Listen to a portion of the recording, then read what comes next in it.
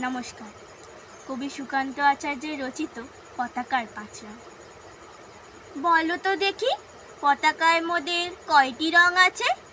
শিক্ষক এসে শুধালেন হেসে দ্বিতীয় শ্রেণীর কাছে।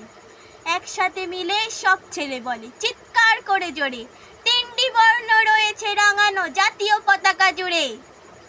শ্রেণীর পিছনে বেঞ্চের কোণে শিশু ছিল এক বসে। পতাকার মাঝে পাঁচ রং আছে, বলল সে মৃদু ভাষে। তার কথা শুনে বাকি শিশুগণে হেসে খায় লুটোপুটি। শিক্ষক রেগে বললেন হেঁকে, বোঝাও কি করে পাঁচটি?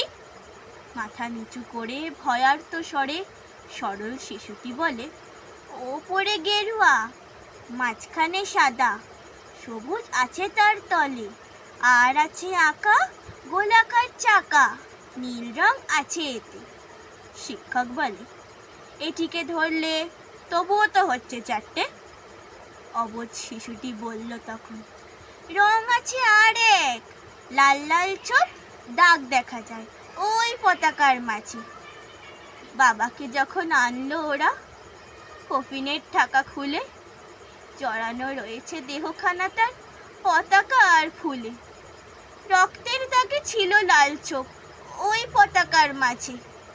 এই নিয়ে মোট হলো পাঁচটি, এবার তো ঠিক আছে? সরল শিশুটির জবাবখানি কাঁপিয়ে দিল বুক। অশ্রু এলো নয়ন জুড়ে, শুকনো হলো মুখ। আজও যারা দেশের জন্য করছে বলিদান, স্বাধীনতার শহীদ সম তাদের অমর প্রাণ।